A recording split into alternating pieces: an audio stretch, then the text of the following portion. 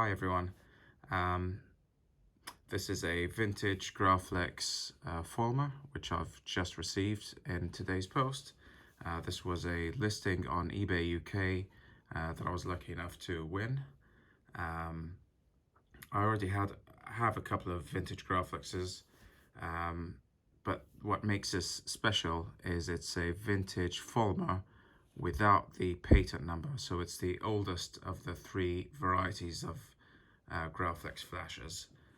So let's just go ahead and take a look. So obviously, being a vintage, there's always going to be a little bit of wear and tear on these. So there are some spots of rust here and there, but the listing was very honest with a lot of close-up pictures, and I'm very happy with these. I actually prefer vintage flashes to have a little sign of wear. Just makes them look a little bit more authentic. As long as it's not too much, there's almost like a balance, because some of them, you see them, there's just so much rust and corrosion that, you know, the clamp and stuff are absolutely destroyed. And that for me isn't quite what I like. But this, I think, isn't bad at all. Don't forget, I'm going to be converting this obviously into an ESB, so the tracks and things will cover most of these marks anyway. So looking at the bottom stamping, there it is, the Folmer Graflex Corp, New York, Rochester. So the patent number is missing, which means this is the oldest of the three varieties. And you can tell it's a vintage just by the way that the edge is rolled up and that gap in between, and also just the quality of the stamping. That's it. So this is the Folmer New York, or the early Folmer. The second one is the Folmer with patent. There'll be a patent number stamped. And the third one is the ink, which my current ESB is a vintage ink top to bottom, except for this bit is a replica. So I'm very excited about converting this into ESB. There's a clamp. This is clearly an early Folmer type clamp. Might even be yeah, it is a Folmer. Let's see, there's a lot more rust there on the sidebars. Again, I quite like that look. And the early Folmer smaller lever pin or lever rivet. And the classic shape of the Folmer lever, which is kind of more, it's a little bit thinner and rounder than the ink ones. Looks quite good.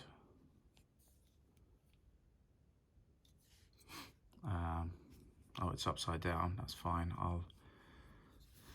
I'll turn that around later. The stamping.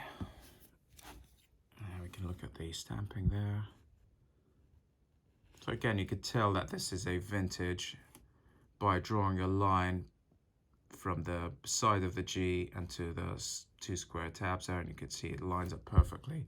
And also, if you just zoom in into these like lines, you can see that they're stamped. They're not sort of engraved or anything like that, because they're perfectly lined up with each other, and they're very clean as well inside. There's no like marks from machining.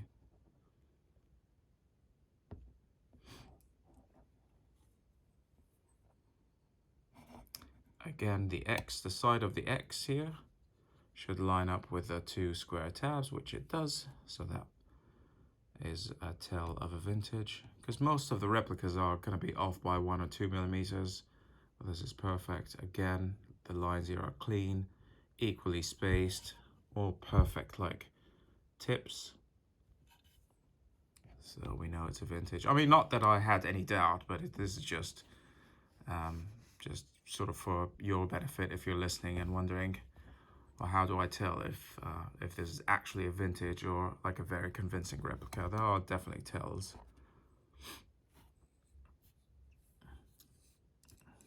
All right, moving on to the top. Most of the interesting features are obviously going to be on the top. This slide switch is so nice, because my other Folmer, Unfortunately, the slide tab is so rusted and corroded, you can barely make it out. But yeah, this is in really good condition. It even functions pretty well.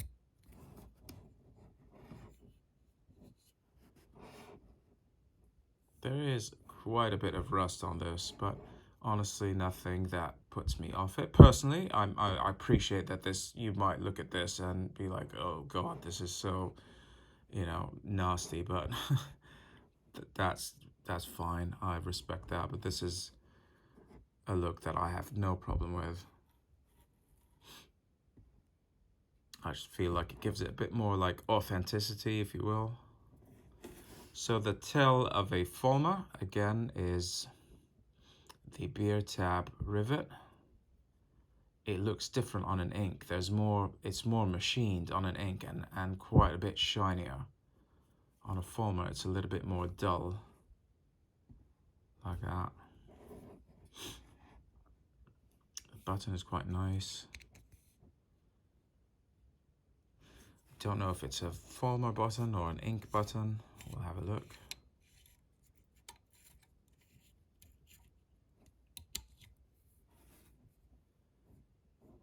So obviously Folmer type pins underneath on the square washers. So I'm gonna have to undo this button to have a look at it.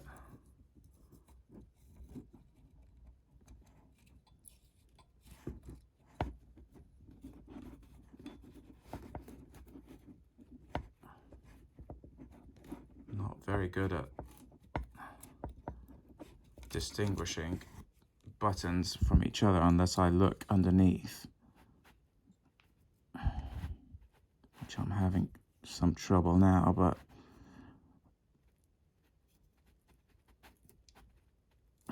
all right, I'm not going to risk it, but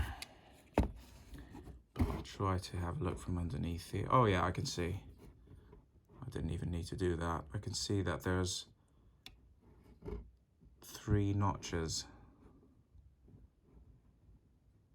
Yeah, one over here, one there, and one down here. So yeah, this is a Folmer button, which is very cool because a lot of these are, obviously these are interchangeable parts, so it could have been an ink button.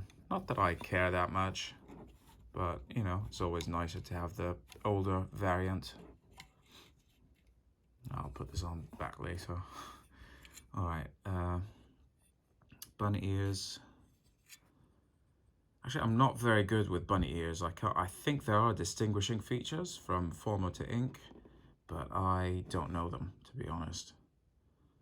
All I could tell is obviously it's a true vintage because of the domed rivet there, and obviously just the way it looks. It's quite nice and tight too. Some of them are quite flimsy and loose in there. This one is pretty nice. What else? Yeah, the telltale of a true vintage, of course, is always going to be the perfect S-curve, that nice straight cut across, and then the curvature there, which a lot of the replicas don't get this part right. They tend to be a little bit too rounded. Sync pins on the side are usually straight and sort of smooth on a Folmer, and they have a step on an ink. I've also heard, and I'm not sure about this, I've heard that the ones with the tip, if it's sort of straight like that, if it's almost flat like that, then it's a later variant of the Folmer. So it might be like a Folmer with patent is the top bit. It might be. Again, this is unverified. Don't quote me on this, but it could be. Because I've seen some of these pins have like a more rounded tip. Yeah, there's a set screw there.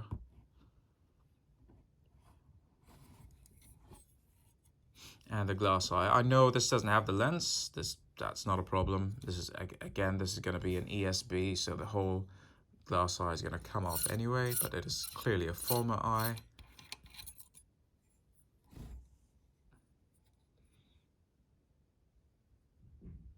Still looks very nice. So yeah, clearly a Folmer eye with that sharp kind of incline bezel inside. Wonder if the bulb is in there. Doesn't look like it is. Nope, nothing in there. That's okay.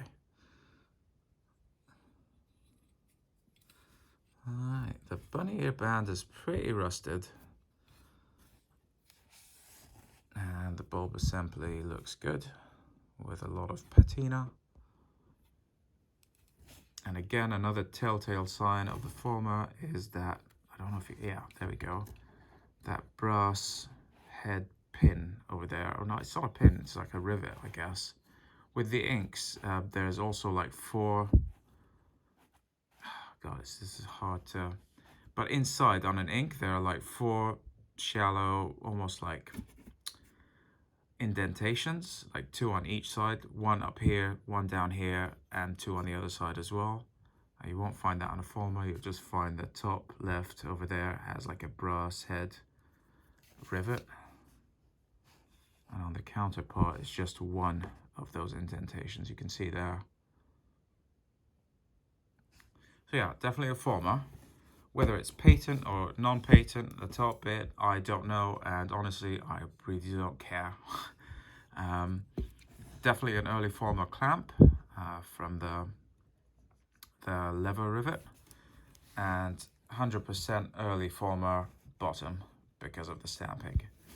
So yeah, overall, extremely happy with that. I think it's in beautiful condition, considering the age of these.